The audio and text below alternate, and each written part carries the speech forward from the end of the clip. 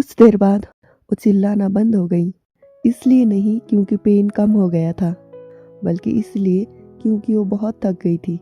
उनकी आंखों से आंसू आ रहे थे, पर वो आंखें खोल भी नहीं पा रही थी।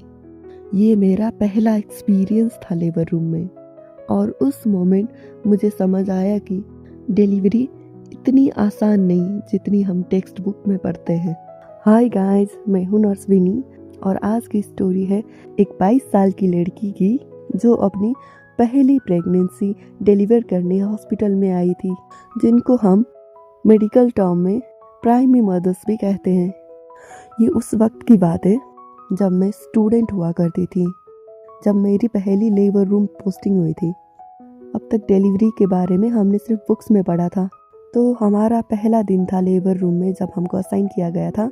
हमारा प्रोसेस ऐसा था कि हमको पहले 10 केस ऑब्जर्व करने होते थे, फिर डिलीवरी में पार्टिसिपेट करने का मौका मिलता था। तो ये मेरा पहला डिलीवरी ऑब्जर्वेशन का एक्सपीरियंस है जो मैं कभी भूल नहीं सकती। जैसे ही हम 8 बजे हॉस्पिटल पहुँचे तो उधर स्टाफ दीदी ने बोला कि लेबर रूम में डिलीवरी चल रही है, जल्दी से जाओ। तो फिर हम जो भी गाउन होता है और बूट्स पहन के जल्दी जल्दी लेबर रूम की तरफ भागे। जैसे ही हम लेबर रूम के अंदर गए, लोग फास्ट मूव कर रहे थे, आवाज़ें साफ थी, कोई इंट्रोडक्शन नहीं, कोई ऑब्जर्व स्लोली नहीं, सब ऑलरेडी चल रहा था। और फिर मेरी नज़र एक चीज़ पे गई जिसके लिए मैं बिल्कुल भी रेडी नहीं थी। तो ये था मेरा पहला नज़ारा जो मैंने डिलीवरी के वक्त देखा। वो बेबी नहीं था, वो मदर का फेस नहीं था, वो एक प्रोसीजर था, और वो था इपिजियोटोमी का। मैंने स्टाफ को इपिजियोटोमी देते हुए देखा।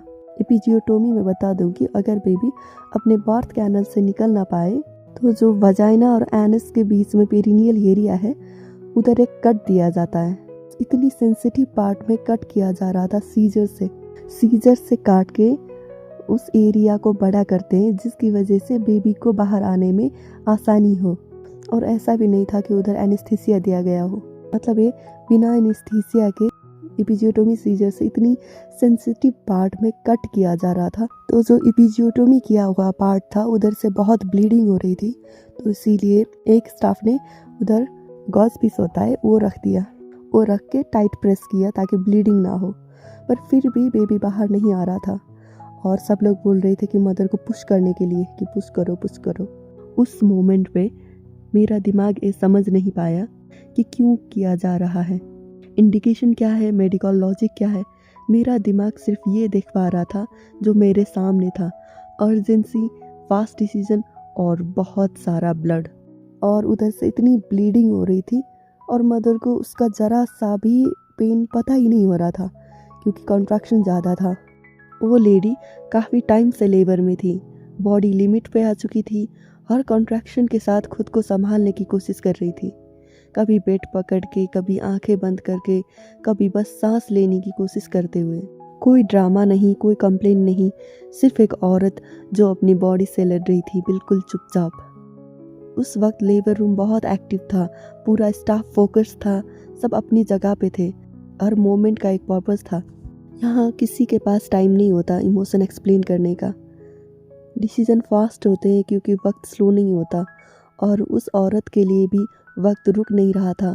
धीरे धीरे एक ऐसा मोमेंट आया जहाँ सिर्फ वेट करना ऑप्शन नहीं रहा, बॉडी सिग्नल दे रही थी कि हेल्प चाहिए। डिसीजन लिया गया, फास्ट, क्लियर, नेसेसरी।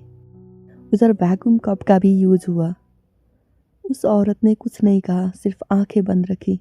उसकी साइलेंस बहुत कुछ कह रही थी। उस वक्त मुझे ये रियलाइज़ हुआ कि पेन सिर्फ चिल्लाने से नहीं दिखाई देता, कभी कभी पेन बिल्कुल शांत होता है। उस औरत के आंसू किसी से सिंपैथी नहीं मांग रहे थे, वो बस कह रहे थे मैं अपनी पूरी कोशिश कर रही हूँ, और वो सच में कर भी रही थी। और फिर कुछ देर में बेबी डिलीवर हो गया। एक स्टूडेंट के लिए ये सबसे स्केरी चीज़ थी जो मैंने कभी अपनी लाइफ में देखी थी। मुझे आज भी याद है वो मोमेंट। मैं फ्रीज हो गई थी, मेरे हाथ ठंडे पड़ गए थे, चेस्ट टाइट हो रही थी। कुछ सेकंड के लिए मुझे याद ही नहीं रहा मैं कहाँ खड़ी हूँ, मुझे क्या करना चाहिए। मैं एक नर्स की तरह सोच नहीं रही थी, स्टूडेंट्स की तरह भी सोच नहीं रही थी। मैं वहाँ पे सिर्फ एक इंसान थी जो पहली बार रियलिटी देख रही थी। कोई हमें ये नहीं बताता कि ये सब कितना सडन और फास्ट होता है। मुझे वो सब नज़ारा देखते हुए एक डर आया और फिर एक अनएक्सपेक्टेड चीज़ हुई। मेरा डर अकेले नहीं आया, उसके साथ एक और भी फीलिंग आई और वो थी रिस्पेक्ट। रिस्पेक्ट किसी प्रोसीजर के लिए नहीं, किसी टेक्निक के लिए नहीं, किसी स्टाफ मेंबर के लिए नहीं, बल्कि रिस्पेक्ट और उस मदर के लिए जो अपने बच्चों के लिए इतना दर्द सहती है। सोचो, अगर सीजर से ऐसे कट करते हुए उस मदर को पता भी नहीं चलता तो उस कॉन्ट्रैक्शन का पेन का लेवल क्या होता होगा। मैं सच में उस दिन वो एपिज़ियोटोमी और बेबी को डिलीवरी देखने के बाद मैंने अपनी मम्मी को कॉल किया और रोई। उस दिन मुझे एक और बात क्लियर हो गई।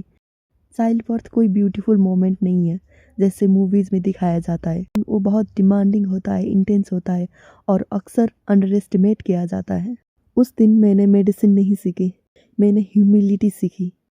टाइम के साथ वो डर धीरे धीरे अंडरस्टैंडिंग बन गया, पर वो पहला सीन, पहला डिलीवरी, पहला वो एक्सपीरियंस मेरे दिल और दिमाग से कभी नहीं गया।